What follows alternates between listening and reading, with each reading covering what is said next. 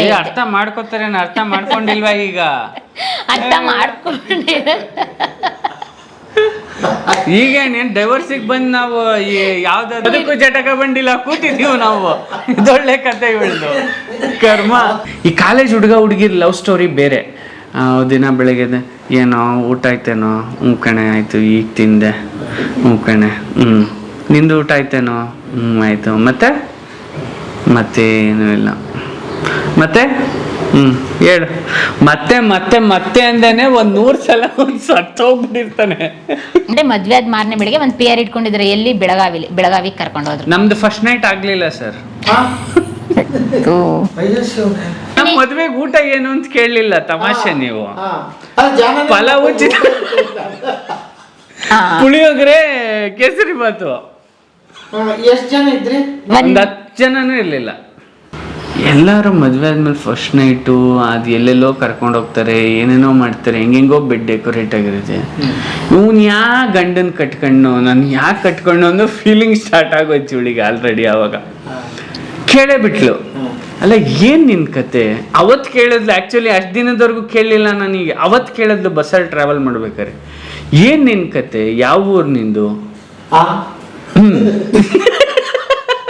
ನಾನು ಕೇಳೇ ಇಲ್ಲ ಸರ್, ನಾನು ಇದುವರೆಗೂ ಕೇಳೇ ಇರಲಿಲ್ಲ. ಅದುವರೆಗೂ ಕೇಳಿದ್ದೆ ಅವ್ರ ಫ್ಯಾಮಿಲಿಲಿ ಆಸ್ತಿ ಎಷ್ಟು, ನಿಮ್ಮ ಅಣ್ಣ ತಮ್ಮದಿರು ಎಷ್ಟು, ಏನು ಕೇಳನೇ ಇಲ್ಲ. ನಮ್ಮ ಮನೇಲಿ ಅಷ್ಟು ಹೇಳ್ತಿದ್ರು, ಅವ್ರ ಮನೇಲಿ ಫ್ಯಾಮಿಲಿ ಇನ್ನೆಲ್ಲ ಕೇಳ್ಕೊಂಡಿದ್ಯಾ, ಅವ್ರ ಮನೆತನದ ಇನ್ನೆಲ್ಲ ಕೇಳ್ಕೊಂಡಿದ್ಯಾ ಏನಂತ. ಇಲ್ಲ, ಹುಡುಗ ತುಂಬ ಒಳ್ಳೆಯವನು ಅಷ್ಟೇ. ನಿನ್ನ ದಸೆಯಿಂದ 80,000 ದುಡಿದಿದ್ದೆ, ಗಾಡಿನೂ ಚೆನ್ನಾಗಿರ್ತಿತ್ತು, ಫೋನ್ ಇಡು ಅಂದರೆ ಇಡಲ್ಲ, ನೋಡು ಹಿಂಗೆಲ್ಲ ಆಯಿತು ಅಂತೇಳಿ ಅವತ್ತು ಸಮಾಧಾನ ಮಾಡಿಕೊಂಡೆ. ಅವತ್ತು ಲೈಫಲ್ಲಿ ಫಸ್ಟ್ ಟೈಮ್ ಅಂದ್ಕೊಂಡೆ, ಇನ್ಮೇಲೆ ಗಾಡಿ ಓಡಿಸ್ಬೇಕಾರಾಗಲಿ ಏನೇ ಮಾಡ್ಬೇಕಾರಾಗಲಿ 80 ಕಾಲ್ಸ್ ಪಿಕ್ ಮಾಡಬಾರ್ದು ಅಂತ.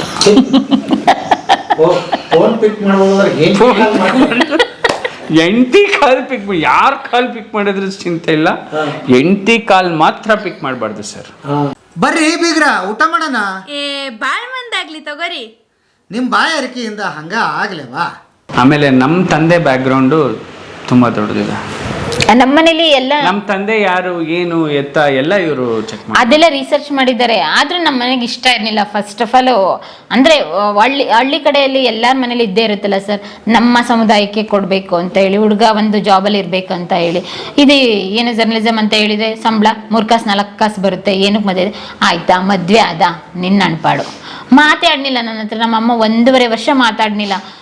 ಆಗ ನಾವು ಚಾಲೆಂಜ್ ತಗೊಂಡ್ವಿ ಸರ್ ಲೈಫಲ್ಲಿ. ಲವ್ ಸ್ಟೋರಿ ಆದ್ರೆ ಸುಮಾರು ವರ್ಷ ಇರ್ತಾರೆ, ಏನೋ ನಡೆದೋಗಿರುತ್ತೆ, ಬಿಡ್ಲಾರ್ದಂಥದ್ದು ಏನೋ ಸೇರುತ್ತೆ. ಇಲ್ಲಿ ನೋಡಿದ್ರೆ ನಮ್ದೇನಿಲ್ಲ. ನನಗೆ ಜುಲೈಯಲ್ಲಿ ಇವರು ಪರಿಚಯ ಆಗಿದ್ದು, ಅಕ್ಟೋಬರಲ್ಲಿ ಪ್ರಪೋಸ್ ಮಾಡಿದ್ದು, ಅಷ್ಟು ದಿನ ಗಂಟ ನಾನು ಮಾತಾಡಿದ್ಮೇಲೆ ಏನಿರಲಿಲ್ಲ. ಡಿಸೆಂಬರಲ್ಲಿ ಮದುವೆ ಆಗಿದ್ದು, ಇಷ್ಟೇ. ಎಲ್ಲಾನು ಆಪೋಸಿಟ್ ಕಟ್ಕೊಂಡಾದ್ರೆ ಇವ್ರು ಮದುವೆ ಆಗ್ತೀನಿ ಅನ್ನೋದು ಯಾಕೆ ಬಂತು ಅಂತ ಅಂದ್ರೆ ಏನೋ ಒಂದು ಇವರಲ್ಲಿರೋಂಥ ಕ್ವಾಲಿಟಿ ಅಂತ ಹೇಳಿದ್ರೆ, ಇವ್ರ ಟ್ಯಾಲೆಂಟ್ ನೋಡಿದ್ದೆ ನಾನು. ಕೆಲವೊಂದು 2-3 ಪ್ರೆಸ್ ಮೀಟಲ್ಲಿ ಇವರು ನೋಡಿ, ಬ್ರಹ್ಮಗಂಟು ಸೀರಿಯಲಲ್ಲಿ ಅಲ್ಲಿ ನೋಡೋಕ್ಕಾಗಿಲ್ಲ, ಅಲ್ಲಿ ಇವ್ರು ತಲೆ ತಿನ್ನೋರು ಇದು ಮಾಡಿಬಿಟ್ಟಿದ್ದೆ. ಅದಾದ್ಮೇಲೆ ಇವರೆಲ್ಲ ಈವೆಂಟ್ ಎಲ್ಲ ಮಾಡ್ತಾ ಇದ್ರು, ಅದ್ರ ಜೊತೆಗೆ ಸಿನಿಮಾ ಈವೆಂಟ್ಗಳು ಮತ್ತೆ PR ಈವೆಂಟ್ಗಳೆಲ್ಲ. ಅಲ್ಲಿ ಇವ್ರ ಬಗ್ಗೆ ವಿಚಾರಿಸ್ತಾ ಇದ್ದೆ, ಇಲ್ಲ ಹುಡುಗ ತುಂಬಾ ಟ್ಯಾಲೆಂಟ್ ಇದ್ದಾನೆ ಅಂತ ಹೇಳ್ತಾ ಇದ್ರು, ದುಡಿತಾನೆ ಅಂತ ಹೇಳ್ತಾ ಇದ್ರು. ನಾನು ಹೇಳಿದ್ನಲ್ಲ ನಾನು 5 ಸ್ಟಾರ್ ಹೋಟ್ಲಲ್ಲಿ ನಾನು ಪಾರ್ಟಿ ಮಾಡ್ತಿದ್ದು. ಈ ಪಾರ್ಟಿ ಗಿಟ್ಟಿ ವಿಷಯನೇ ನನಗೆ ಗೊತ್ತಿಲ್ಲ ಸರ್. ಆದ್ರೆ ಹುಡುಗ ಹೆಂಗೆ ಅಂತ ಗೊತ್ತಿತ್ತಲ್ಲ, ದುಡಿತಾನೆ, ವರ್ಕಾಲಿಕ್ ಇದ್ದಾನೆ ಅನ್ನೋದು ಮಾತ್ರ ಎಲ್ಲರೂ ಹೇಳೋರು. ಹಂಗಾಗಿ ಓಹೋ ಹೌದಾ. ಮತ್ತೆ ಡೈರೆಕ್ಟಾಗಿ ಬಂದು ಇವರು ಐ ಲವ್ ಯು ಅಂತ ಹೇಳಿಲ್ಲ, ನನ್ನ ಮದುವೆ ಆಗು ಅಂತ ಹೇಳಿದ್ರು. ಮತ್ತೆ ನಾನು ಕೂಡ ಕೆಲವೊಂದು ಹೇಳಿದೆ, ಅದೇ ಒಂದೇ ಒಂದು ಇನ್ಸಿಡೆಂಟ್ ಆಗಿದೆ ನನ್ನ ಲೈಫಲ್ಲಿ, ಯಾರೋ ಫೇಸ್ಬುಕ್ಕಲ್ಲಿ ಬರ್ದಾಕಿದ್ದು ಅಂತ, ಅದನ್ನೇ ಹೇಳಿದೆ. ಆಯ್ತು ಬಿಡು ಅಂತ ಹೇಳಿದ್ರು. ಓ ಹೌದಾ ಅಂತ ಹೇಳಿದೆ. ಸರಿ ಬಿಡು, ನನ್ನನ್ನು ಅರ್ಥ ಮಾಡ್ಕೋತಾರೇನೋ ಅಂತ ಹೇಳಿ ಓಕೆ ಆಯ್ತು ಅಂತ. ಅರ್ಥ ಮಾಡ್ಕೋತಾರೆ, ಅರ್ಥ ಮಾಡ್ಕೊಂಡಿಲ್ವಾ ಈಗ? ಅರ್ಥ ಮಾಡ್ಕೊಂಡೆ. ಈಗ ನೀನ್ ಡೈವರ್ಸಿಗೆ ಬಂದು ನಾವು ಯಾವ್ದಾದ್ರು ಬದುಕು ಜಟಕ ಬಂದಿಲ್ಲ, ಕೂತಿದೀವಿ ನಾವು. ಇದೊಳ್ಳೆ ಕತೆ ಹೇಳ್ದು ಕರ್ಮ. ನನಗೆ ನಾವೇನ್ ತಿಳ್ಕೊಂಡಿದ್, ಹುಡುಗಿಯರಂದ್ರೆ ಅಪಾರ ಲವ್ ಮಾಡುತ್ತಾರೆ, ಅಪ್ಪೋಸ್ ಮಾಡ್ತಾರೆ, ಏನ್ ಮಾಡಿದ್ರು ಬಿಟ್ಟಾಕಲ್ಲ, ಓಡ್ ಬರ್ತಾರೆ, ಅದೊಂದು ಕೇಸ್. ಓಕೆ, ಇಲ್ಲಿ ಏನಿಲ್ಲ, ಜಸ್ಟ್ ನಿಮ್ದೆಲ್ಲ ನೋಡಿದ್ರೆ ಇದು ನಮ್ದು ಮೆಚೂರ್ಡ್ ಸರ್. ಅಂದ್ರೆ ಪ್ರಾಕ್ಟಿಕಲ್ ಆಗಿ ಥಿಂಕ್ ಮಾಡೋದು ಅಷ್ಟೇ. ಅವ್ರಿಗೆ ಅರ್ಥ ಮಾಡಿಸ್ತೀನಿ ನೋಡಿ ಸರ್. ಅದು ಯಾರ ಮೈಂಡ್ ಸೆಟ್ ಅಲ್ಲಿ ಇರುತ್ತೆ ಗೊತ್ತಾ? ಈ ಕಾಲೇಜ್ ಹೋಗ್ತಾರಲ್ಲ ಆ ಹುಡುಗಿರ್ ಮೈಂಡ್ ಸೆಟ್ ಅಲ್ಲಿ ಅದಿರುತ್ತೆ sir. We are matured enough. ನನ್ನ ಕಾಂಟ್ಯಾಕ್ಟ್ಸ್ಗಳು MLAಗಳು MP ಗಳು ಮಿನಿಸ್ಟ್ರುಗಳು, ಬೆಳಗ್ಗೆ ಇದ್ರೆ ಪೊಲಿಟಿಕಲ್ ಪಾರ್ಟೀಸ್ಗಳು, ಇವೆಂಟ್ಸ್ಗಳು, ಇದು ನನ್ನ ಪ್ರೊಫೆಷನ್ ಜಾಬು. ಅದನ್ನು PR ಅಂದರೆ ಪಬ್ಲಿಕ್ ರಿಲೇಷನ್ಸ್, ಯಾವುದೇ ಒಂದು ಇವೆಂಟ್ನ ನಾನು ಪತ್ರಕರ್ತರಿಗೆ ತಲುಪಿಸೋವಂಥ ಕೆಲಸಗಳು. ಆಮೇಲೆ ಇವೆಂಟ್ನ ಆರ್ಗನೈಸ್ ಮಾಡುವಂಥದ್ದು, ಹೊಸ ಹೊಸ ಪ್ಲ್ಯಾನ್ನ ಇಂಟ್ರೊಡ್ಯೂಸ್ ಮಾಡುವಂಥದ್ದು. ನನ್ನ ಪ್ರೊಫೆಷನಲ್ ಬ್ಯುಸಿ. ಆ್ಯಂಡ್ ಇವಳು ಬೆಳಗ್ಗೆ ಇದ್ದರೆ ಯಾರ ಜೀವನ ಹೆಂಗೆ, ಸೆಲೆಬ್ರಿಟೀಸ್ ಹೆಂಗೆ, ಅವಳೆಲ್ಲಿ ತಿಂತಾಳೆ, ಇವಳೆಲ್ಲಿ ಒರೆಸ್ಕೊಂಡ್ಲು, ಬರೀ ಇವೆ ಇವಳುಗಳು.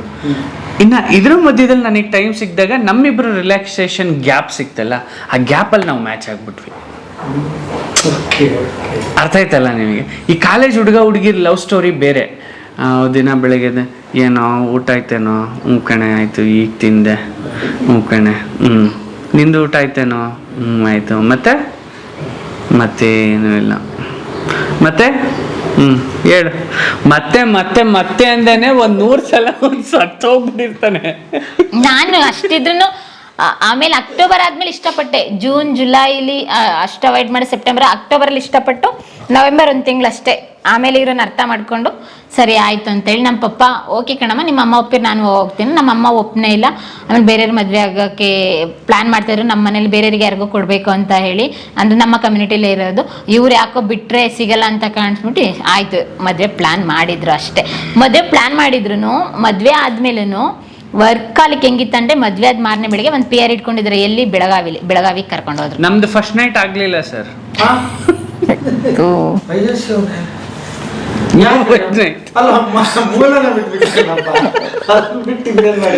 ಸರ್ ನಮ್ದು ಏನಾಯ್ತು ಗೊತ್ತಾ ಸರ್, ಇವ್ರ ಅಪ್ಪ ಬೆಳೆ ನನ್ನ ಟ್ರಿಗರ್ ಮಾಡೋಗ್ಬಿಟ್ರು. ಹೆಂಗೆ ಟ್ರಿಗರ್ ಮಾಡಿದ್ರು ಅಂದ್ರೆ, ಮದ್ವೆ ಆಗಿ ಮನೆಗೆ ಬಂದಿದ್ದೀನಿ ಸರ್, ಚಿಕ್ಕದ ರೂಮ್ ಸರ್, ನೀವು ಇವಾಗ ಎಷ್ಟು ಕೂತಿದ್ರಲ್ಲ ಸರ್, ನಮ್ಮನ್ನೇನು ಫ್ರೇಮಲ್ಲಿ ಜನ ನೋಡ್ತಾ ಇದ್ರಲ್ಲ, ಈ ಫ್ರೇಮಲ್ಲಿ ನಾನು ರೂಮ್ ಮಾಡಿದ್ದೆ ಸರ್. ಅದು ಬಿಗ್ ಬಾಸ್ ಹೌಸ್ಗಿಂತ ಸ್ಟ್ರಾಂಗ್ ಸೆಕ್ಯೂರಿಟಿ ಕ್ಯಾಮ್ರಾ ಸರ್ ಆ ಮನೆ. ಅಯ್ಯೋ ದೇವ್ರೆ, ಯಾಕೆ ಹೇಳ್ತೀರಾ, ಅಲ್ಲಿ ಆ ಓನರ್ ಪುಣ್ಯಾತ್ಮ ತಂದೆ ಒಂದೊಂದು ಮೆಟ್ಲಿಗೆ ಒಂದೊಂದು ಕ್ಯಾಮ್ರಾ ಇಡ್ಸಿದ್ದ ಬಡಿ ಮಗ. ಅಂದ್ರೆ ಪೊಲೀಸ್ ಮನೆ ಸಿಕ್ಕಿದ ಆ ಮನೆ ಕಥೆನೂ ಹೇಳ್ತೀನಿ. ಇವರಲ್ಲಿ ಚಾಮರಾಜಪೇಟೆ ಸರ್ಕಲ್ ಇನ್ಸ್ಪೆಕ್ಟರ್ ಮನೆ ಅದು. ಕಾರ್ನರ್ ಲಿಫ್ಟ್ ಗಿಫ್ಟ್, ಕೆಳಗಡೆ ಪಾರ್ಕಿಂಗ್ ಲಾಟ್, ಫ್ರಂಟ್ ಫ್ಲೋರ್ ಇಂದ ಬಂದ್ರೆ ಹಿಂಗೆ, ಲೆಫ್ಟ್ ಇಂದ ತಿರುಗಿದ್ರೆ ಹಿಂಗೆ, ಎಲ್ಲಂದ್ರಲ್ಲಿ CCTV ಇಟ್ಬಿಟ್ಟಿದ್ದ ಅವನು. ನಾನು ಇವಳನ್ನೆಲ್ಲರೂ ಕಳಿಸಿ ಇದು ಹೆಂಡ್ತಿರ್ನ ಏನಕ್ಕೋ ಕಳಿಸ್ಬಿಟ್ಟು ಏನೋ ಮಾಡ್ತಾರಲ್ಲ ಹಂಗೇನೋ ನಾವು ಸ್ಕೆಚ್ ಏನು ಸ್ಕೆಚ್ ಹಾಕಂಗಿಲ್ಲ ನಾವು. ಸ್ಕೆಚ್ ಹಾಕಿದ್ರೆ ಬರ್ತಾ ಬಡಿತಾ ಇದ್ರು. ಅಂದ್ರೆ ಅವಾಗ ಹೆಂಗಾಯ್ತು ರೇಂಜಿಗೆ CCTV. ಅಂದ್ರೆ ಮದ್ವೆಗೆ ಹಿಂದಿನ ದಿನನೇ ಇವರು ರೂಮ್ ಮಾಡ್ಬೇಕಿತ್ತು ಅಂತ ಹೇಳಿ ಇವ್ರ ಹತ್ರ ಇರೋದು ಅಡ್ವಾನ್ಸ್ ಏನೋ 50,000 ಕೊಟ್ಟಿದ್ದು. ನಾನು ಆಕ್ಚುಲಿ ಏನ್ ಮಾಡಿದ್ದೆ ಗೊತ್ತಾ ಸರ್, ಇವಳನ್ನ ಮದ್ವೆ ಆಗ್ಬೇಕಲ್ವಾ ಸರ್, ನನ್ನ ಹತ್ರ ದುಡ್ಡಿಲ್ಲ. ನನ್ನ ಫ್ರೆಂಡ್ ಒಬ್ಬ ವಿನಯ್ ಅಂತ ಇದ್ದ ಸರ್, ಅವನು ಇವತ್ತು ಬೇರೆ ಲೆವೆಲ್ಗಿದ್ದಾನೆ, ಕೋಟಿಗಿದ್ದಾನೆ ಬಿಡಿ. ಅವನು ಅವಾಗ ಕ್ಯಾಂಡಿಡೇಟ್ ಸರ್. ಮತ್ತೆ ಅಷ್ಟೊಂದು ದುಡ್ದಿದ್ದಿಲ್ಲ, ಇವೆಂಟ್ಸ್ ಮಾಡ್ತಿದ್ರದಲ್ಲಿ ಎಂತ ಮಾಡ್ತಿದ್ರಿ? ಅದೆಲ್ಲ ಏನೇನೋ ಆಗೋಗ್ಬಿಟ್ಟಿತ್ತು ಸರ್, ಅವೆಲ್ಲ ಹುಡುಗರ ಕಮಿಟ್ಮೆಂಟ್ಸ್. ಯಪ್ಪ ಈ ಅಮ್ಮಂಗೆ ಏನ್ ಚಾನ್ಸ್ ಕೊಟ್ಟಿಲ್ಲ ಮಾತಾಡಕ್ಕೆ. ಇನ್ನೂ ಡೌಟ್ ಏನೇನ ಇದಾವೆ ನೋಡ್ರಿ ಅವರು. ಬಾಳ ಇದಾವೆ ಇವಳ ಡೌಟ್ಗೆಲ್ಲ ಆನ್ಸರ್ ಮಾಡೋ ಟೈಮ್ ಸಿಕ್ಕಿಲ್ಲ. ಅಲ್ಲ ಸರ್, ಇವೆಂಟ್ ಮಾಡ್ತಿದ್ರು, PR ಮಾಡ್ತಿದ್ರು, ಬೇಕಲ್ಲ. ಒಂದ್ ಇವೆಂಟಿಗಾರು ಒಂದ್ ಆರ್ಟಿಕಲ್ಗಾದ್ರೂ ಇವರು ನಾನ್ ದುಡ್ಡಿಗೋಸ್ಕರ ಬರಿತಾ ಇದ್ದೆ ಅಂತ ಹೇಳಿದ್ರೆ, ಮದ್ವೆಗೆ ಬಂದಾಗ ದುಡ್ಡೇ ಇಲ್ಲ ಗಿರಾಕಿ ಹತ್ರ. ಇಬ್ರು ಸೇಮೆ ಆಗ್ರಪ್ಪ. ಗಿರಾಕಿ ಎಲ್ಲ ನಾನು ನಿನ್ ಗಂಡ ಇದೀನ್ಲೇ, ಗಿರಾಕಿ ಎಲ್ಲ ದುಡ್ಡೇ ಇಲ್ಲ ಈ ಮನುಷ್ಯನ ಹತ್ರ. ಕೋಟಿ ದುಡಿದ್ರು ದುಡ್ಡಿಲ್ಲ ಅಷ್ಟೊತ್ತಿಗೆ ದುಡ್ಡಿಲ್ಲ. ಇವ್ರ ಹತ್ರ ಗಾಂಧಿ ಇವರಪ್ಪ ಮತ್ತೆ ದುಡ್ಡಿಲ್ಲ. ಮತ್ತೆ ಖಾಲಿ ಪಲಾವ್ ಇಬ್ರು 2 ಪ್ಲೇಟ್ ಖಾಲಿ ಪಲಾವ್. ನಾನು ವರ್ಕ್ ಕಾಲಿಕ್ಕಿದ್ದಾರೆ, ಎಲ್ಲ ಒಂದ್ ಸ್ವಲ್ಪ ಸೇವಿಂಗ್ಸ್ ಮಾಡ್ಕೊಂಡಿರ್ತಾರೆ. ಇವ್ ಮನೆ ಬ್ಯಾಕ್ ಗ್ರೌಂಡ್ ಅಲ್ಲ, ಇವಳು ಹಂಗೆ ಅನ್ಕೊಂಡಿದ್ಲು. ಯಾಕೆಂದ್ರೆ ನಾನು ದಿನ ಬೆಳಗ್ಗೆ ಇದ್ರೆ ಬಿಸಿ, ಇವಳು ನಾನು ಇವೆಂಟ್ ಮಾಡೋದೆಲ್ಲ ನೋಡಿದ್ಲು. ನಾನು ತುಂಬ ದೊಡ್ಡ ಇವೆಂಟ್ ಮಾಡ್ತಿದ್ದೆ. ನನ್ನ ಇವೆಂಟ್ ಬಜೆಟ್ ಮಿನಿಮಮ್ 50-60 ಲಕ್ಷ ಇರ್ತಿತ್ತು ಒಂದೊಂದು ಇವೆಂಟ್ಗೆ. ದುಡ್ಡು ಪರವಾಗಿಲ್ಲ, ಸ್ವಲ್ಪ ಸೇವಿಂಗ್ಸ್ ಏನೋ ಮಾಡ್ಕೊಂಡಿರ್ತಾರೆ ನಂಗೆ ಯೋಚನೆ ಇದ್ದಿದ್ದು. ನಂದೆಲ್ಲ ಹೆಂಗ್ ಗೊತ್ತಾ ಸರ್, ಎಲ್ಲ ಸಾಲದ ಮೇಲೆ ಉದುರಿ ಮೇಲೆ ನಡೀತಾ ಇತ್ತು ನನ್ನ ಬಿಸ್ನೆಸ್. ನಾನು ದುಡ್ಡೇ ನನ್ನ ಹತ್ರ ಇಸ್ಕೊತಾ ಇರ್ಲಿಲ್ಲ, ಕ್ಯಾಶೇ ಇಟ್ಕೊತಿರ್ಲಿಲ್ಲ ಕೈಯೆಲ್ಲ. ಅದೇ ಹೇಳಿದ್ದು, ಪಾಜಿರೋ ಸ್ಪೋರ್ಟ್ಸ್ ಕಾರಲ್ಲಿ ಅಡ್ಡಾಡ್ತಿದ್ದೆ ನಾನೊಬ್ಬ ರಿಪೋರ್ಟ್ರು. ನನ್ನ ಸಂಬಳ ಬರೀ 12,000. ಅವ್ನು 12,000 ಕೊಡೋ ಸಂಬಳ ನನ್ನ ಕಾರ್ ಪೆಟ್ರೋಲಿಗೆ 3 ದಿನಕ್ಕಾಗಲ್ಲ ನನಗೆ. ಆದ್ರೆ ನಾನು ಇವೆಂಟ್ಸಲ್ಲಿ ಲಕ್ಷಗಟ್ಟಲೆ ದುಡಿತಾ ಇದ್ದೆ ಆ ಟೈಮಲ್ಲಿ. ಪ್ಯಾಚಿರೋ ಸ್ಪೋರ್ಟ್ಸ್ ಕಾರಲ್ಲಿ ಅಡ್ಡಾಡ್ತಿದ್ದಿದ್ದು ನಾನು. ನಮ್ಮರೆಲ್ಲ ಹಿಂಗೆ ನೋಡೋರು, ಏನ್ರಲ್ಲಿ ಬರ್ತಾನಲ್ಲ ಅವನು ಪ್ಯಾಜಿರೋ ಸ್ಪೋರ್ಟ್ಸ್ ಕಾರ್, ಅವ್ನ ಸಂಬಳ 3 ದಿನಕ್ಕೆ ಪೆಟ್ರೋಲ್ಗಾಗಲ್ಲ ಅವನಿಗೆ ಏನಾರು, ಹಂಗೆ ಹಾಡ್ಕೊಳ್ಳೋರು. ಹಂಗೆ ಅಷ್ಟು ಖರ್ಚು ಮಾಡ್ತಾ ಇದ್ರಿ, ಬಂದಿದ್ದೆಲ್ಲ ಅಷ್ಟು ಲಕ್ಸುರಿ ಲೈಫ್ ಲೀಡ್ ಮಾಡ್ತಿದ್ದೆ ನಾನು. ಅಂದ್ರೆ ನನ್ನ ಇಂಟೆನ್ಷನ್ಸ್ ಏನ್ ಗೊತ್ತಾ, ದುಡಿಬೇಕು ದುಡಿಬೇಕು ದುಡಿಬೇಕು ದುಡಿಬೇಕು. ನಾನು ಯಾವಾಗ್ಲೂ ಮೋಟಿವೇಶನ್ ಕುತ್ಕೋಬೇಡ ಮಗ, ನೀನು ಮಲಗಿದ್ರು ನೀನ್ ದುಡಿತಾ ಇರ್ಬೇಕು ಅನ್ನೋ ಕಾನ್ಸೆಪ್ಟ್ ಅಲ್ಲಿ ಇದೆ ಸರ್. ದುಡ್ಡೇನ್ ಮಾಡಿದ್ರಿ? ಬಟ್ ಅದು ಒಂದು ಪಾಯಿಂಟ್ ಆಫ್ ಟೈಮ್ ಅಲ್ಲಿ ಏನಾಗ್ತಿತ್ತು ಅಂದ್ರೆ ನನಗೆ ಕಮಿಟ್ಮೆಂಟಿಗೆ ಸಿಗಾಕೊಂಡ್ಬಿಡ್ತಿದ್ದೆ. ಅವನ ಹತ್ರ ಇಸ್ಕೋ, ಇವನ ಹತ್ರ ಇಸ್ಕೋ, ಇವ್ನು 50% ಕೊಟ್ಟ, ಅವ್ನು 25% ಕೊಟ್ಟ, ಅವ್ನದು ಅಡ್ವಾನ್ಸ್ ಬಂತು, ಇನ್ನೊಂದು 15 ದಿನಕ್ಕೆ ಇವೆಂಟ್ ಇದೆ, ಆಗೋಗಿರೋ ಇವೆಂಟಿನ ತೆಗೆದು ಇನ್ನು 15 ದಿನ ಮುಂದಕ್ಕೆ ಹಾಕು, 15 ದಿನ ಇವೆಂಟಿನ ತೆಗೆದು ಅಡ್ವಾನ್ಸ್ ತಕೊಂಡು ಇವತ್ತು ಯಾವುದೋ ಇವೆಂಟ್ ನಡಿಬೇಕಲ್ಲ ಅವನ ಹತ್ರ ಅಡ್ವಾನ್ಸ್ ಕಿತ್ತು ಇಲ್ಲಿಗೆ ಹಾಕು. ಬರೀ ಕಿತ್ತಾಡೋ ತಾರ ತಿಗಡಿಯಲ್ಲೇ ನನ್ನ ಜೀವನನೇ ಕಳೆದೋಗ್ಬಿಡ್ತು ಈವೆಂಟ್ಸ್ ಅಲ್ಲಿ. ನಾನು ಅನ್ಕೊಂಡಿದ್ದೆ ಸ್ವಲ್ಪ ಅಷ್ಟು ದುಡ್ಡೆಲ್ಲ ಏನೋ ಒಂಚೂರು ವರ್ಕ್ ಆಲಿಕ್ಕಿದಾರಲ್ಲ ದುಡ್ಡನ್ನ ಸೇವ್ ಮಾಡಿದ್ದಾರೆ. ದುಡ್ಡಿಗೆ ಏನ್ ಕಮ್ಮಿ ಇದ್ದಿಲ್ಲ. ನಾನು ಆಗ್ಲೂ ಫೋನ್ ಮಾಡ್ಬಿಟ್ಟು ಯಾವಂಗಾರು ಒಂದ್ 10 ಲಕ್ಷ ದುಡ್ಡು ತಂದು ಕೊಡಂದ್ರೆ ದುಡ್ಡು ತಂದು ಕೊಡ್ತಾರೆ ಸೆಟುಗಳು. ಇವೆಂಟ್ಸ್ ಮಾಡ್ತಾನಲ್ಲ ಹುಡುಗ, ಕೊಡ್ತಾನೆ ಬಿಡ 2 ದಿನ ಅಡ್ಜಸ್ಟ್ಮೆಂಟು ಅಂತ, ಆ ಲೆಕ್ಕಕ್ಕಿದ್ದೆ ನಾನು. ಬಟ್ ಇವಳಿಗೆ ಏನು ಅಂದ್ರೆ, ನೀನ್ ಸ್ವಂತ ದುಡ್ಡು ಇಲ್ವಲ್ಲ, ನೀನ್ ಬರೀ ಅವನಿಗೆ ಫೋನ್ ಮಾಡ್ತೀಯ ಅಲ್ಲಿ ದುಡ್ಡು ತರಿಸ್ತೀಯ, ಇವನಿಗೆ ಫೋನ್ ಮಾಡ್ತೀಯ ಇಲ್ಲಿ ದುಡ್ಡು ತರಿಸ್ತೀಯ, ಅವನಿಗೆ ಫೋನ್ ಮಾಡ್ತೀಯ ಇದಷ್ಟನ್ನು ಅವನಿಗೆ ಕೊಟ್ಟು ಕಳಿಸ್ತೀಯ, ನಿಂದೇನು ಅನ್ನೋದು ಇವಳು ಪ್ರಶ್ನೆ.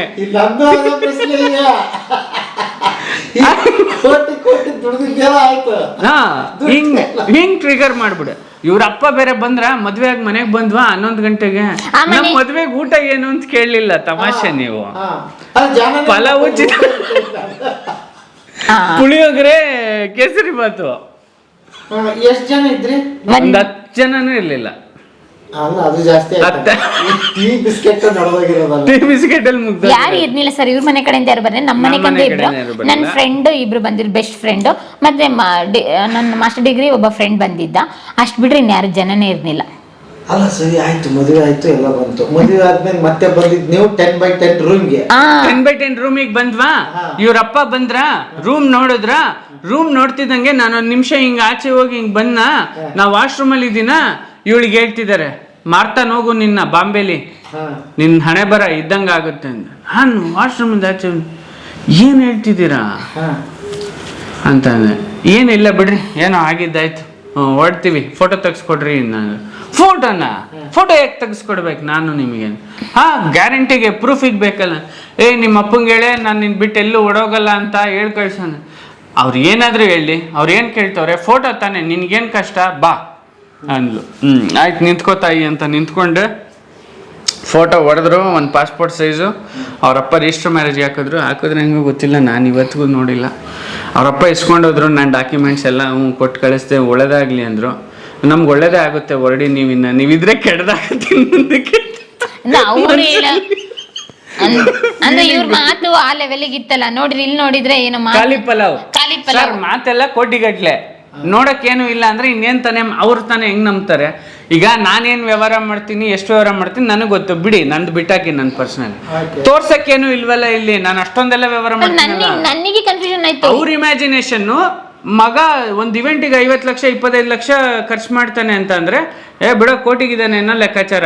ಏನು ಬೇಡ ಅಂದ್ರೆ 1 ಕೋಟಿದು ಒಂದು ಮನೆ ಯಾರು ಮಾಡ್ಕೊಂಡಿರ್ತಾನೆ. ನನಗೆ ಮನೆ ಬೇಡ, ನಾನು ನಿಂತ್ಕೊಳಕ್ ಜಾಗ ಇಲ್ಲ, 1 BHK ಇಲ್ಲ, 10x10 ಅಲ್ಲಿ ಇದೀನಲ್ಲ ನಾನು.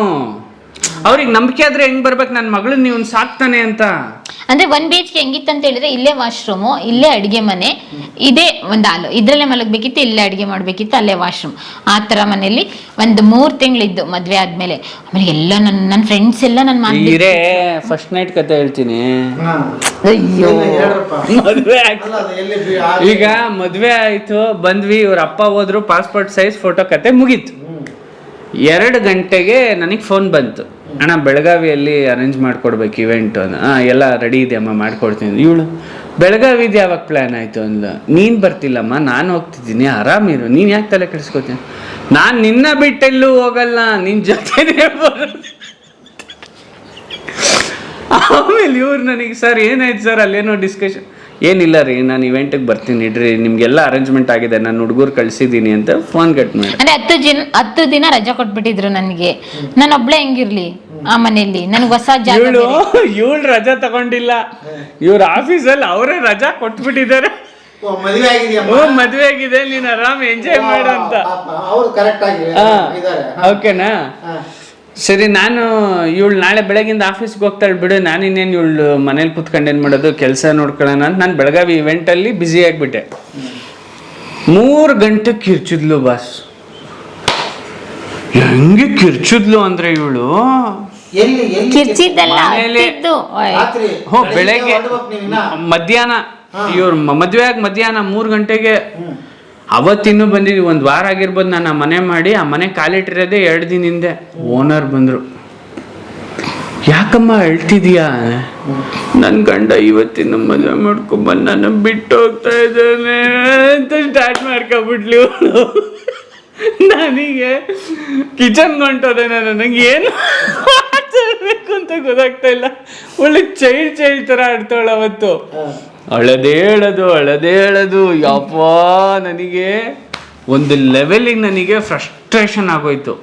ಯಾಕೆಂದ್ರೆ ನಾನು ಆ ರೆಸ್ಟ್ರಿಕ್ಷನಲ್ಲಿ ಬೆಳೆದಿಲ್ಲ, ನಾನು ಫ್ರೀಡಮಲ್ಲಿ ಬೆಳೆದೆ. ನಾನು ಎಲ್ಲಿ ಹೋಗ್ಬೇಕು ಅಲ್ಲಿ ಹೋಗ್ಲೇಬೇಕು, ಹೋಗ್ತೀನಿ. ನಾನು ಹೆಂಗೋ ಹಂಗೆ ನನ್ನ ಲೈಫು ಕಟ್ಕೊಂಡಿದ್ದು. ಫಸ್ಟ್ ದಿನಾನೇ ಇವಳು ಹಿಂಗೆ ಕಟ್ಟಾಕ್ಬಿಟ್ಲು ನನಗೆ. ಕಟ್ಟಾಕಿದ್ದಲ್ಲ. ಅಂದ್ರೆ ನಾನೇ ಬರ್ತೀನಿ ನಿಮ್ಗಾರ ಬಿಟ್ಟು ಹೋಗಕ್ಕೆ ಹೆಂಗ್ ಮನ್ಸ್ ಬರ್ತೀರಿ ಹೊಸ ಹೆಂಡ್ತಿನ? ಹೆಂಗ್ ಬಿಟ್ಟೋಗ್ಲಿ ಅಂದ್ರೆ ಕೆಲಸ ಮಾಡ್ಬೇಕಲ್ರಿ. ಮತ್ತೆ ಕೆಲಸ ಮಾಡ್ರೆ ರೊಕ್ಕ ಬರೋದು. ಅಂದ್ರೆ ಈಗ ನೀವು ಹೇಳಿದ್ ಹೆಂಗಾಯ್ತು ಅಂದ್ರೆ ಚಿನ್ನದ್ ಕೊಡ ತಂದೆ ಅಂತ ಅನ್ಬಿಟ್ಟು ಟಮಟೆ ಬರ್ಸ್ತಾ ಕೂತ್ಕೊಳಕಾಗತ್ತೆ ಮುಂದೆ ಯಾವಾಗ್ಲೂ. ಹೆಂಡ್ತಿ ಅಂತೇಳಿ ಮನೇಲಿ ಇರ್ಬೇಕು, ಗಂಡಸು ದುಡಿಯಕ್ ಹೋಗ್ಬೇಕು. ಇದು ನಮ್ಮ ಸಿಸ್ಟಮು.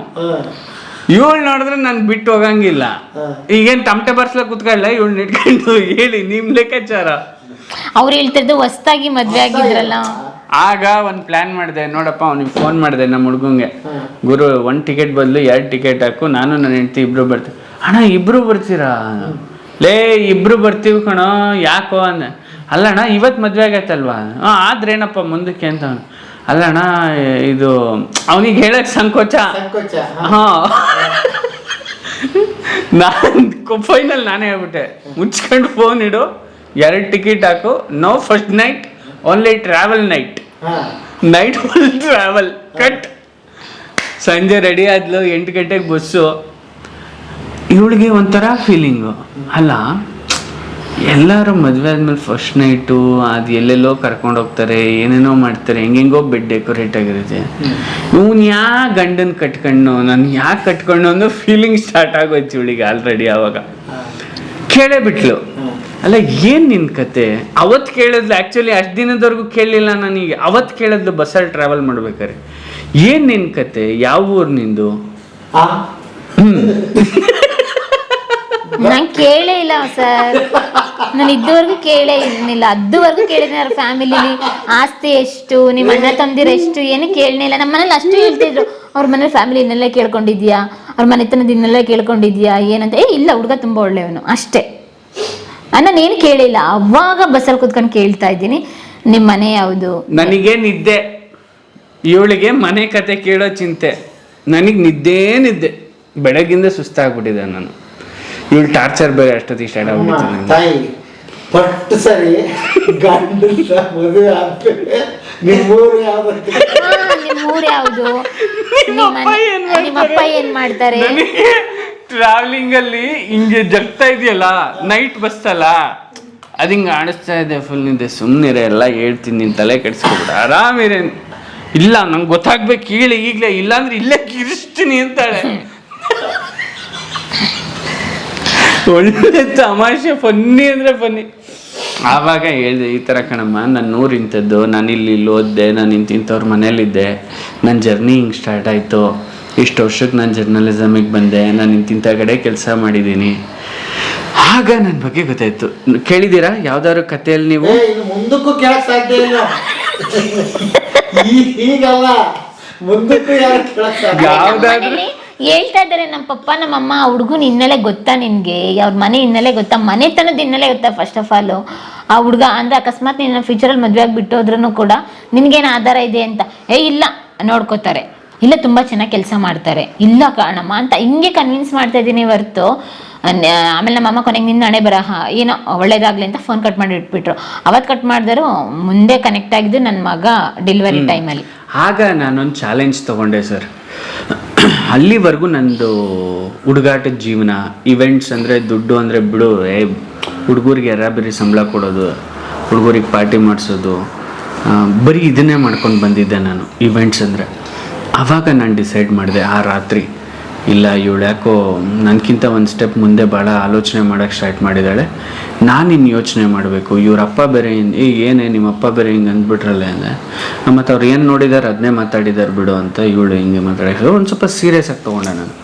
ಬರೆದಿಟ್ಕೊ, ಇನ್ನೊಂದು ವರ್ಷದಲ್ಲಿ ನೀನು ಡಬಲ್ ಬೆಡ್ರೂಮ್ ಮನೇಲಿ ಇರ್ತೀಯ, ಬಾಡಿಗೆ ಕಟ್ಟೋ ಅವಶ್ಯಕತೆ ಇರಲ್ಲ, ಪ್ರೂವ್ ಮಾಡಿ ತೋರಿಸ್ತೀನಿ ನಾನು. ಸರ್ ಬಂದೆ ಸರ್ ಅಲ್ಲಿಂದ ವಾಪಸ್ಸು. ಎಲೆಕ್ಷನ್ ಟೈಮು ಎಲ್ಲ ಈವೆಂಟ್ಸ್ ಎಲ್ಲ ಮಾಡ್ತಿದ್ದೆ, ಅಲ್ಲಿಗೆ ಸ್ಟಾಪ್ ಮಾಡಿ. ನಾವು ಅವಾಗ ಹೋಗಿದ್ದು ಕಿತ್ತೂರು ರಾಣಿ ವಂಶಸ್ಥರು ಒಂದು ಕಿತ್ತೂರು ರಾಣಿ ಪಾರ್ಟಿ, ಕಿತ್ತೂರು ಪಕ್ಷ ಅಂತ, ಚೆನ್ನಮ್ಮನ ಪಕ್ಷ ಅಂತ ಹೇಳ್ಬಿಟ್ಟು ಹೊಸ ಪಾರ್ಟಿನ ಲಾಂಚ್ ಮಾಡ್ತಾ ಇದ್ರು ಅಂತೆ. ತುಂಬಾ ಓಲ್ಡ್ ಪಾರ್ಟಿ ಸರ್ ಅದು. ಅದಕ್ಕೆ ಇವ್ರನ್ನ PR ಆಗಿ ರೀಲಾಂಚ್ ಇವೆಂಟ್ ಮಾಡಿಕೊಟ್ಟೆ ನಾನು ಬೆಳಗಾವಿಯಲ್ಲಿ.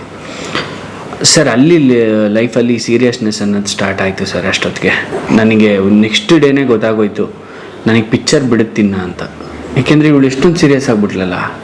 ಆಮೇಲೆ ಸರ್ ನನಗೆ ಇನ್ನೊಂದು ಏನಂತಂದರೆ, ನಾನು ಆಟ ಆಡೋಕ್ಕೋಸ್ಕರ ಮದುವೆ ಆಗಲಿಲ್ಲ. ಎಲ್ಲರ ಜೀವನದ ಥರ ಆಟ ಆಡೋಕ್ಕೋಸ್ಕರ 10 ದಿನಕ್ಕೆ ಇವಳ ಜೊತೆಗೆ ಇದ್ಬಿಟ್ಟು 11ನೇ ದಿನಕ್ಕೆ ಟಾಟಾ ಬಾಯ್ ಬಾಯ್ ಹೇಳೋ ಅಂಥ ಮೈಂಡ್ಸೆಟ್ಸ್ ನಂದಿರಲಿಲ್ಲ. ನಾನು ತುಂಬ ಲೈಫ್ನ ಸೀರಿಯಸ್ ಆಗಿ ತೊಗೊಂಡವನು.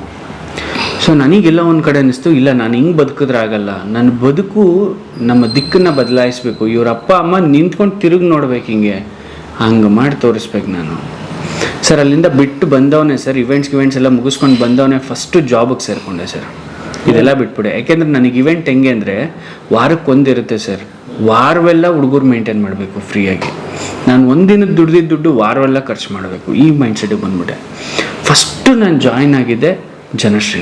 ಇದಕ್ಕೆ ಹೋಗ್ತಾ ಇದ್ರಲ್ಲ ಈವ್ನಿಂಗ್ ಟೈಮ್ಸ್, ಅದು ಪಾರ್ಟ್ ಟೈಮ್ ಸರ್. ನನ್ನ ಪತ್ರಿಕೆ ಬರಹಗಳಿದೆಯಲ್ಲ ಸರ್, ಅದು ಫಿಕ್ಸ್ ಸರ್, ಅದು ಯಾವತ್ತೂ ಬದಲಾಗಲ್ಲ. ಅದು ಫಿಕ್ಸು ಒಂದು ಸೈಡಲ್ಲಿ ಇರ್ತಾ ಇತ್ತು. ಫಸ್ಟು ನಾನು ಜನಶ್ರೀ ಚಾನಲ್ಗೆ ಹೋಗಿ ಜಾಯಿನ್ ಆದೆ ಸರ್.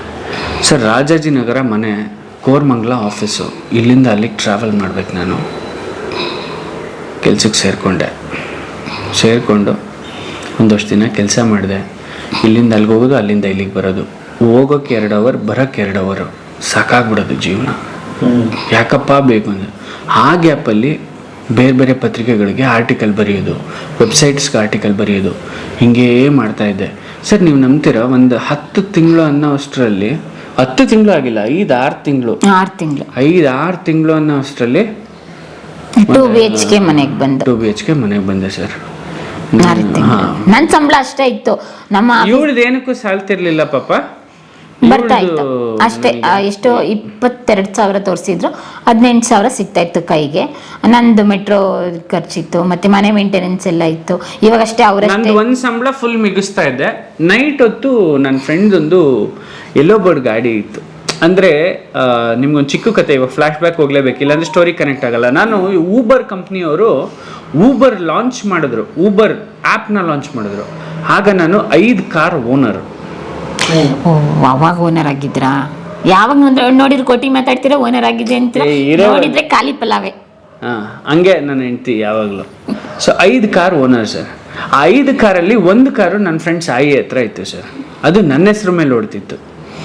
ಅದೊಂದು ಮಾತ್ರ ಯಾವಾಗ್ಲೂ ನನ್ನ ಮನಸ್ಸಲ್ಲಿರೋದು, ಇನ್ನೇನೇ ಇದ್ರೂ ನಂದು ಇನ್ನೊಂದು ಕಾರ್ ಇದೆ, ಹೆಂಗೋ ಬದುಕು ಕಟ್ಕೋಬೋದು, ನಾನು ಹೆಂಗೋ ಬದುಕು ಕಟ್ಕೊಬೋದು. ಇಲ್ಲಿಂದ ಬರೋಕ್ಕೆ ಶುರು ಮಾಡಿದ್ನಲ್ಲ ಸರ್, ಒಂದಿನ ನಾನು ಬರ್ತಿರ್ಬೇಕಾದ್ರೆ ರೋಡ್ ಸೈಡಲ್ಲಿ ಫುಡ್ ತಿಂತಾ ಇದ್ದೆ. ಒಬ್ಬ ಡ್ರೈವರ್ ಬಂದು ಹಿಡಿದು ಫುಡ್ ತಿಂತಾ ಇದ್ದ. ಮಾತಾಡಿಸ್ದೆ, ಅಣ್ಣ ಹೆಂಗಿದೆ ಬಿಸ್ನೆಸ್ಸು, ಏನು ಇತ್ತ ಅಂತ. ಒಂದು ಸ್ವಲ್ಪ ಬಾಡಿಗೆ ಥರ ಕೊಡೋನು ನನ್ನ ಫ್ರೆಂಡು, EMI ಕಟ್ಕೊಂಡು. ನೆಕ್ಸ್ಟ್ ಡೇ ಅಲ್ಲಿ ಕಟ್ ಮಾಡಿದ್ರೆ ಫುಡ್ಡಿಂದು ಸೀನ್ ಕಟ್ ಮಾಡಿದ್ರೆ ನೆಕ್ಸ್ಟ್ ನಾನು ಸಾಯಿಗೆ ಫೋನ್ ಮಾಡಿದೆ. ಸಾಯಿ ಕಾರ್ ತಂದು ಮನೆ ಹತ್ರ ನಿಲ್ಸು ಫಸ್ಟು. ಯಾಕಣ್ಣ ಏನಂದ? ಇಲ್ಲಪ್ಪಿ ನಾನೇ ಓಡಿಸ್ಕೊತೀನಿ ಗಾಡಿ, ಇನ್ಮೇಲೆ ಅದೇನಿದೆ ವ್ಯವಹಾರ ಮಾತಾಡ್ಕೊಳ್ಳೋಣ ನಾವು ಅಂತ. ಸರ್ ಆ ತಿಂಗಳು ದುಡಿಮೆ ಸರ್ ಹೆಚ್ಚು ಕಡಿಮೆ 1.5 ಲಕ್ಷ ದುಡ್ದಿದ್ದೀನಿ ಒಂದೇ ತಿಂಗಳು ಸರ್. ನೀವು ನಂಬಲ್ಲ, ಇವತ್ತು ಹೇಳಿದ್ರೆ ನಂಬಲ್ಲ, ನಾನು ಇವತ್ತು ಮಾಡೋಕ್ಕೂ ಆಗಲ್ಲ, ಅದು ಪ್ರೂವ್ ಮಾಡೋಕ್ಕಾಗಲ್ಲ ಸರ್. ಬೆಳಗ್ಗೆ 6 ಗಂಟೆಗೆ ಎದ್ದೇಳ್ತಾ ಇದ್ದೆ. ಇವಳು ಎದ್ದಿದ್ದಾಳೋ ಬಿಟ್ಟಿದ್ದಾಳೋ ನೋಡ್ತಿರ್ಲಿಲ್ಲ. ಗಾಡಿ ಸ್ಟಾರ್ಟ್ ಮಾಡ್ತಾಯಿದ್ದೆ. 10-10:30ವರೆಗೂ ಗಾಡಿ ರನ್ ಮಾಡ್ತಾಯಿದ್ದೆ. 11 ಗಂಟೆಗೆ ನಾನು ಕ್ಲೀನಾಗಿ ಆಫೀಸ್ ಹತ್ರ ಹೋಗ್ತಿದ್ದೆ. 11 ಗಂಟೆಗೆ ಲಾಗಿನ್ ಮಾಡಿ 2 ಅವರಲ್ಲಿ ಸ್ಟೋರಿ ಬರೆದು ಫುಟೇಜ್ ಹಾಕಿ ಮುಗಿಸ್ಬಿಟ್ಟು ಊಟಕ್ಕೆ ಅಂತ ಆಚೆ ಬಂದರೆ ಗಾಡಿ ತೆಗೆದು ಊಬರ್ ಆನ್ ಮಾಡಿ ಟ್ರಿಪ್ ಹೊಡಿತಾ ಇರ್ತಿದ್ದೆ. ಅಂಟೆಲ್ಲ ನಾನು ಬ್ಯೂರೋ ಚೀಫ್ ಫೋನ್ ಮಾಡೋವರೆಗೂ. ನಾನು ಬ್ಯೂರೋ ಚೀಫ್ ನನಗೆ ಫೋನ್ ಮಾಡಬೇಕು, ನಾನು ಆಫೀಸ್ ಹತ್ರ ಬರ್ತಿದ್ದೆ. ಮೇಡಮ್ ಇರಿ ಮೇಡಮ್, ಎಮರ್ಜೆನ್ಸಿ ಇಲ್ಲೆಲ್ಲೋ ಬಂದ್ಬಿಟ್ಟಿದ್ದೆ ಅಂತ. ಅಂದರೆ ನನಗಿಷ್ಟ ಇರಲಿಲ್ಲ, ಡ್ರೈವಿಂಗ್ ಮಾಡೋದು ಇಷ್ಟ ಇಲ್ಲ, ನಾನು ಕ್ಯಾಬ್ ಓಡೋದು ಇಷ್ಟ, ಕ್ಯಾಬ್ ಓಡಿಸೋದು ಇವಳಿಗೆ ಇಷ್ಟ ಇಲ್ಲ. ಏನಾಯ್ತು ಅಂತ ಹೇಳಿದ್ರೆ, ನನ್ನ ಫ್ರೆಂಡ್ ಯಾರೋ ಆ್ಯಂಕರ್ ಒಬ್ರು ಯಾವುದೋ ಒಂದು TV ಚಾನಲ್ ವರ್ಕ್ ಮಾಡ್ತಿರೋರು, ನಾನು ಫೇಸ್ಬುಕ್ಕಲ್ಲಿ ಫೋಟೋ ಹಾಕಿದ್ನಲ್ಲ ಎಲ್ಲ ಪೇಪರಲ್ಲೂ ಬಂದಿತ್ತಲ್ಲ, ಅದೇ ಕಾರಣ ಅವ್ರು ಬುಕ್ ಮಾಡ್ಕೊಂಡಿದ್ದಾರೆ. ನಿಮ್ಮನ್ನೆಲ್ಲ ನೋಡಿದ್ದೀನಲ್ಲ ಅಂದ್ರೆ ಇವ್ರು ಹೇಳಂಗಿಲ್ಲ. ಅಂದ್ರೆ ಹೆಂಡತಿ ಜರ್ನಲಿಸ್ಟ್ ಆಗಿ ಇವರು ಕ್ಯಾಬ್ ಡ್ರೈವರ್ ಆಗಿದ್ದಾರೆ ಅಂತ ಹೇಳಿದ್ರೆ ಏನಂತ, ಅಲ್ಲಿ ಬೇರೆ ಪತ್ರಿಕೆಯಲ್ಲಿ ಬಂದಿದೆ ಜರ್ನಲಿಸ್ಟ್ ಅಂತ ಹೇಳ್ಬಿಟ್ಟು ಅಂತ ಹೇಳಿ ಇವ್ರೇನು ಹೇಳಂಗಿಲ್ಲ. ಆಮೇಲೆ ಮನೆಗೆ ಬಂದು ಹೇಳ್ತಾ ಇದಾರೆ, ಬೇಡ ನೀವು ಓಡಿಸ್ಲೇಬೇಡಿ ಬೇಡ ಅಂತ. ನಾನು ಇವಳಿಗೆ ಬಂದು ಹೇಳಿದೆ, ನಿನ್ನ ಫ್ರೆಂಡ್ ಸಿಕ್ಕಿದ್ಲು ಕಣೆ ಇಂಥವಳು ಹಿಂಗೆ ಅಂತ ಅಂದ್ಬಿಟ್ಟು, ಇವಳು ಇವತ್ತೆಲ್ಲ ಅಷ್ಟು ಕ್ಯಾಬ್ ಓಡಿಸಂಗಿಲ್ಲ, ನೀನು ಸ್ಟಾಪ್ ಮಾಡಿಬಿಡು, ಕಾರ್ ಮಾಡಿದ್ರಾಯ್ತು, ಇಲ್ಲ ಅಂತಂದರೆ ಅವ್ನಿಗೆ ಕೊಟ್ಬಿಡು, ಹೆಂಗಿದ್ರು ಸಣ್ಣ ಪುಟ್ಟ ಅಮೌಂಟ್ ಬರುತ್ತೆ ಹೆಂಗೋ ಹೇಳಿದ್ರು. ನಾನು ಇಲ್ಲ ಮಾಡಲೇಬೇಕು, ನನಗೆ ಇವಳು ದೊಡ್ಡ ಜಗಳ ಸ್ಟಾರ್ಟ್ ಆಗೋಯ್ತು ಮನೇಲಿ. ಸರಿ ಇಲ್ಲ ನಾನು ನಿಲ್ಸೋದಿಲ್ಲ, ಯಾವುದೇ ಕಾರಣಕ್ಕೂ ನಿಲ್ಸಲ್ಲ ಅಂಥೇಳಿ ಸರ್ 1 ವಾರ ಮನೆಗೆ ಬರಲಿಲ್ಲ, ಜಗಳ ಮಾಡ್ಕೊಂಡು. ಏನಿಲ್ಲ, ಡೈಲಿ ಹಗಲು ರಾತ್ರಿ ಗಾಡಿ ಓಡಿಸು, ಗಾಡಿಯಲ್ಲೇ ಮಲ್ಗು. MG ರೋಡ್ ನಮ್ಮ ಪ್ರೆಸ್ ಕ್ಲಬ್ ಇದೆಯಲ್ಲ, ನಮ್ಮ ಪ್ರೆಸ್ ಕ್ಲಬ್ ಹತ್ರ ನನಗೆ ಒಳ್ಳೆ ಮರ್ಯಾದೆ. ಯಾಕೆ ಹೇಳಿ, ಪತ್ರಕರ್ತ ಅಲ್ಲ ನಾನು. ಅವ್ರಿಗೆ ಗೊತ್ತಿಲ್ಲ ಬಾಡಿಗೆ ಕಾರು, ಇವರು ಡ್ರೈವಿಂಗು ಕೆಲಸ ಮಾಡ್ತಾರೆ. ಪ್ರೆಸ್ನವರು ಪ್ರೆಸ್ ಅಂತೆಲ್ಲ ಇತ್ತಲ್ಲ, ಗಾಡಿ ಹಾಕು ಸೈಡಿಗೆ ಆರಾಮ್ ಮಲ್ಕೋ. ಯಾರೋ ಆಕರ್ಷ್ ಅವ್ರು ಇದ್ದಾರೆ, ಅಂದ್ರೆ ನನ್ನ ಹೆಸರು ಆಕರ್ಷ್ ಭಾರದ್ವಾಜ್ ಅಂತಾನೆ ಫೇಮಸ್ ಇಂಡಸ್ಟ್ರಿಯಲ್ಲಿ. ಭಾರದ್ವಾಜ್, ಹಾ. ಸೊ ಆಕರ್ಷ್ ಭಾರದ್ವಾಜ್ ಅವ್ರು ಅವ್ರದ್ದು ಕಾರು, ಇರ್ಲಿ ಬಿಡು ಅನ್ನೋರು. ರೆಡಿಯಾಗಕ್ಕೆ ಮನೆಗೆ ಬರೋರು. ನಾನು ಆಫೀಸಿಗೆ ಹೋಗಾದ್ಮೇಲೆ ನಾನು ಅಲ್ಲಿಂದ ಮೆಟ್ರೋ ಇಟ್ಕೊಂಡು, ಇವಳು 8 ಗಂಟೆಗೆ ಆಫೀಸ್ ಬಿಡ್ತಾಳೆ. ನಾನು ಪ್ರೆಸ್ ಕ್ಲಬ್ ಹತ್ರದಿಂದ ಒಂದು 6:30 7 ಗಂಟೆಗೆ ಬಿಟ್ರೆ ಮನೆಗೆ ಬರೋಷ್ಟರಲ್ಲಿ 8 ಗಂಟೆ. ಇವಳು 8 ಗಂಟೆಗೆ ಮೆಟ್ರೋ ಹತ್ರ ಹೋಗಿರ್ತಾಳೆ. ನಾನು 8 ಗಂಟೆಗೆ ಬಂದು ಸ್ನಾನ ಮಾಡ್ಕೊಂಡು ಡ್ರೆಸ್ ಚೇಂಜ್ ಮಾಡ್ಕೊಂಡು ಆಫೀಸ್ಗೆ ಹೋಗು, ಮತ್ತೆ ಆಫೀಸ್ ಮುಗಿಸ್ಕೊ, ಮತ್ತೆ ಡ್ರೈವಿಂಗ್ ಚಾಲು ಮಾಡು, ನೈಟ್ ಎಲ್ಲ ಡ್ರೈವಿಂಗ್ ಮಾಡು. ಒಂದು 2 ಗಂಟೆ ಮಿಡ್ ನೈಟಿಗೆ ತೊಗೊಂಬಂದು MG ರೋಡಲ್ಲಿ ಹಾಕೋ, ಪ್ರೆಸ್ ಕ್ಲಬ್ ಮುಂದೆಗಡೆ ಮಲ್ಕೋ, ಮತ್ತೆ ಬೆಳಗಿನ ಜಾವ 6 ಗಂಟೆಗೆ ಎದ್ದೋಳು ಮನೆಗೆ ಬಾ. ಸರ್ ಹಿಂಗೆ ಮಾಡಿ ಬರೀ ಒಂದೇ ವಾರಕ್ಕೆ 80,000 ರೂಪಾಯಿ ದುಡ್ದಿದೆ ಸರ್ ನಾನು. ಡೀಸೆಲ್ ಖರ್ಚು ಬಿಟ್ಟು ಸರ್ ನಾನು ಹೇಳ್ತಾ ಇರೋದು 80,000 ಆಯಿತು ಸರ್. ಕೈಯಲ್ಲಿ ಕ್ಯಾಶ್ ಇತ್ತು ಸರ್.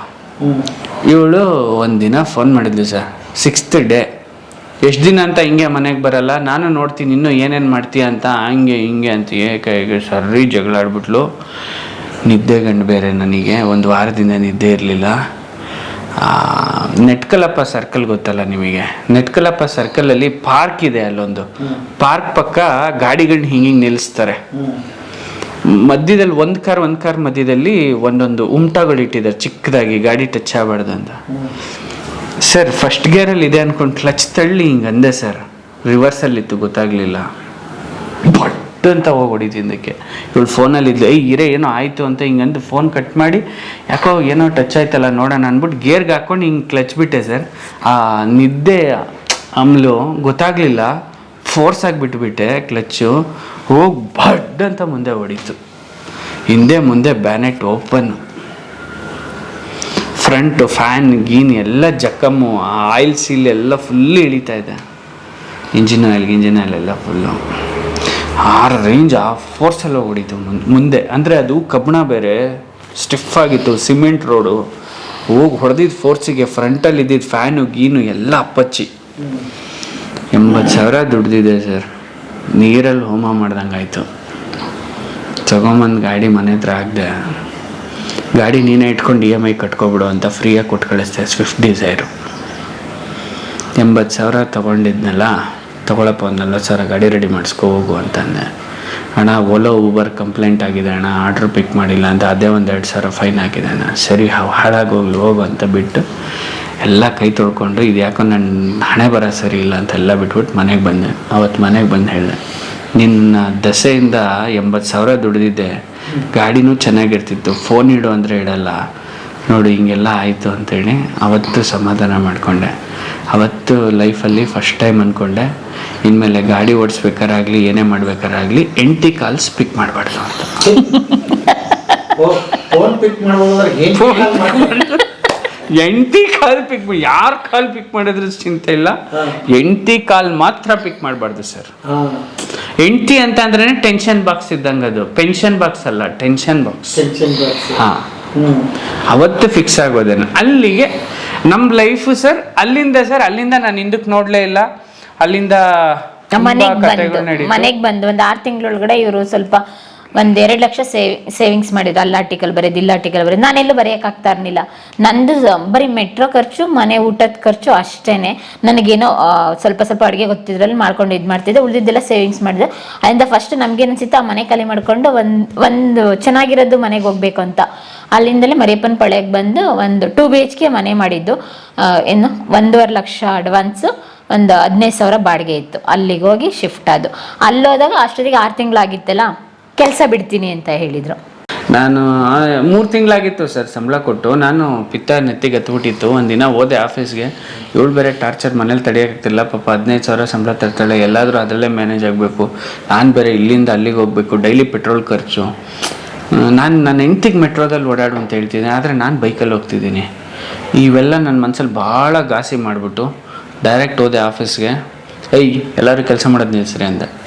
ಇದೋಳ್ರಿ ಎಲ್ಲ ಮೇಲೆ ಬನ್ನಿ ಅಲ್ಲಿ ಹಾಲಿಗೆ ಅಂದೆ. ಎಲ್ಲರಿಗೂ ನಮ್ಮ ಪ್ರತಿ ಚಾನಲಲ್ಲೂ ಡೆಸ್ಕ್ ಅಂತೀವಿ. ಡೆಸ್ಕ್ ಅಂದರೆ ತುಂಬ ದೊಡ್ಡ ಜಾಗ, 100 ಜನ ನಿಂತ್ಕೋಬೋದು ಅಷ್ಟು ಜಾಗ. ಆ ಡೆಸ್ಕಿಗೆ ಕರೆಸ್ಕೊಂಡೆ ಎಲ್ರಿಗೂ ಸಂಬಳ ಬೇಕಾ? ನ್ಯೂಸ್ ಬುಲೆಟಿನ್ ಆನ್ ಏರ್ ಹೋಗ್ತಾ ಇದೆ. ಆನ್ ಏರ್ ಅಲ್ಲಿ EP ಅಂತೀವಿ ನಾವು. EP ಅಂದ್ರೆ ಗೊತ್ತಾ ನಿಮಗೆ? ಇಯರ್ ಪೀಸ್ ಅಂತ. ಇಲ್ಲಿಗೆ ವ್ಯಾಕ್ಯೂಮ್ ಇಯರ್ ಪೀಸ್ ಕೊಟ್ಟಿರ್ತಾರೆ. ನಾವು ಮಾತಾಡಿದ್ರೆ ಅವ್ರಿಗೆ ಕೇಳಿಸ್ತದೆ. ಸ್ಟುಡಿಯೋ ಒಳಗಡೆ ಆಂಕರ್ ಇದೆ ಶ್ರುತಿ ಅಂತ, ಇವತ್ತು ಜ್ಞಾಪಕ ಇದೆ. ಶ್ರುತಿ ಸಂಬಳ ಬೇಕಾ ಬೇಡವಾ? ಆಚೆ ಎದ್ ಬಾ ಅಂದ್ರೆ, ಬುಲೆಟಿನಲ್ಲಿ ಇದ್ದೀನಿ ಸರ್. ಆಚೆ ಬಾಮ್ಮ, ಸಂಬಳ ಬೇಕು ಅಂದ್ರೆ ಆಚೆ ಬಾ, ಬುಲೆಟಿನ್ ಬಿಟ್ಟು ಬಾ ಆಚೆ. ಸರ್ ಹಿಂಗೆ ಬಿಡ್ಬೇಕಾ? ಪ್ರೊಡಕ್ಷನ್ ಅವರೇ ಇಲ್ಲ, ನೀನೇನು ಪಂಚ್ ಮಾಡ್ತೀವಿ, ಎದ್ ಬರಮ್ಮ ಆಚೆಗೆ ಅಂದ. ಹಂಗೆ ಅವಳು ಬಿಟ್ಟು ಬಂದ್ಲು. ನಮ್ಮ ಚಾನಲ್ ಚೀಫು ಬಂದ. ಯಾರ್ರೀ ಎಲ್ಲ ನ್ಯೂಸ್ ಸ್ಟಾಪ್ ಆಗಿದೆ ಅಂದ. ಹಾಂ ಸರ್ ಸ್ಟಾಪ್ ಆಗಿದೆ. ಕೇಳಿದ್ರು ಯಾಕೆ ನಿಂತೋಗಿದೆ? ಸಂಬಳ ಕೊಡಿ ಸರ್ ಚಾಲೂ ಆಗುತ್ತೆ ಅಂದ. ನಾನು ಸ್ಟಾರ್ಟ್ ಆಗುತ್ತೆ ಸರ್ ಸಂಬಳ ಕೊಡಿ. ಯಾರ್ರೀ ನಿಲ್ಸಿದ್ದು ಅಂದರು. ಎಲ್ಲರೂ ಮುಖ ನೋಡೋಕೆ ಸ್ಟಾರ್ಟ್ ಮಾಡ್ಕೊಂಡು. ಯಾಕೆಂದರೆ ಯಾರು ಹೆಸರು ಹೇಳ್ತಾರೋ ಅವ್ರ ಕೆಲಸ ತೆಗೆದು ಬಿಡ್ತಾರಲ್ಲ ಇಮಿಡಿಯೇಟ್. ನನ್ನ ಫ್ರೆಂಡ್ ಒಬ್ಳು ಸರೋಜ ಅಂತಿದ್ಲು, ಈಗಲೂ ಇದ್ದಾಳೆ ಪಾಪ. ಅವಳು ಏನಕ್ಕರ್ಷ್ ನೀನೇನು ತೆಗಿತೀನಿ, ಅವನೇನು ತೆಗಿಯೋದು, ನಾನು ರಿಸೈನ್ ಲೆಟರ್ ರೆಡಿ ಮಾಡಿದ್ದೀನಿ, ಅಲ್ಲಿ ನೋಟ್ ಟೇಬಲ್ ಮೇಲೆ ಇದೆ ಅಂದೆ. ಅವಳು ನೀನು ರೆಡಿಯಾಗಿ ಬಂದಿರ್ತೀಯ ಗುರು ಎಲ್ಲದಕ್ಕೂ ಅಂತ. ನಾನು ಒಂಚೂರು ಹಾಗೆ ರೆಬಲ್ಲು.